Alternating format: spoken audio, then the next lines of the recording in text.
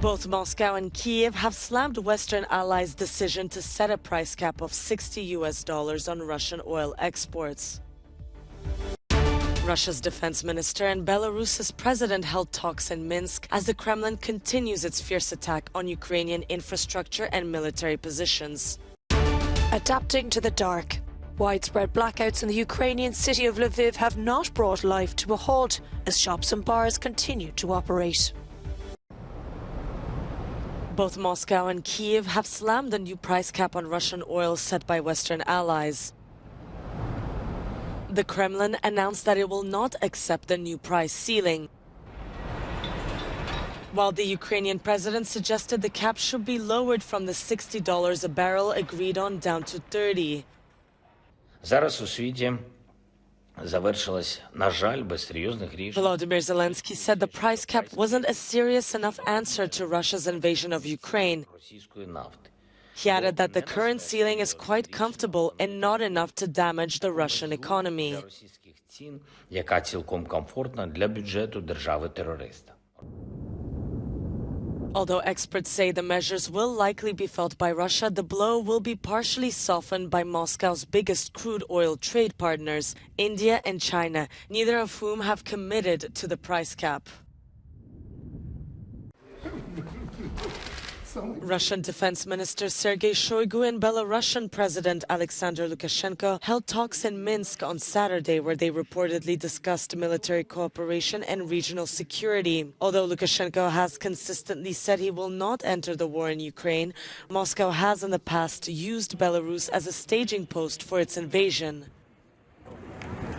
Meanwhile, Russia continues to move troops to the front line, dashing hopes that Moscow intends to de-escalate the conflict.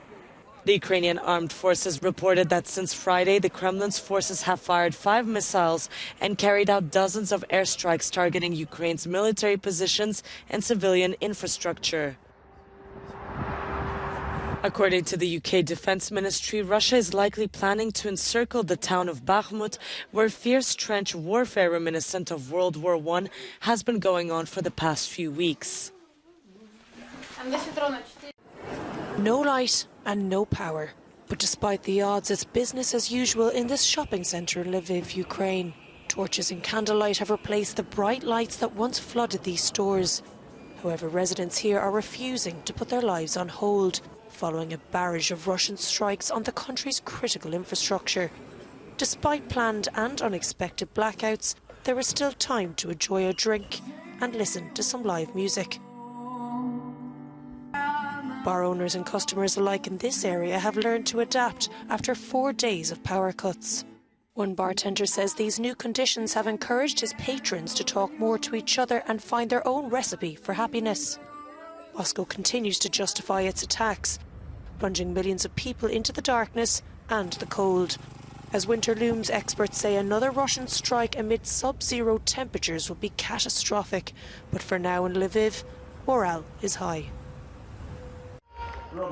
Football great Pele is responding well to antibiotics for a respiratory infection. Doctors at the Albert Einstein Hospital in Sao Paulo say the 82-year-old is stable but will remain in care. The Brazilian legend was readmitted to hospital on Tuesday and reportedly began palliative care after not responding to chemotherapy for colon cancer. Messages of support have poured in from around the world for the 3-time World Cup winner. Neither his family nor his medical team have said if the cancer has spread to other organs.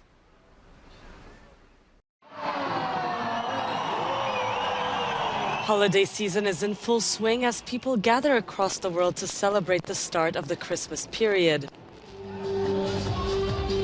In the city of Bethlehem, in the West Bank, where Jesus is believed to have been born, thousands of spectators gathered for a glittering display of lights and fireworks. In the Vatican, a monumental wooden nativity scene was unveiled.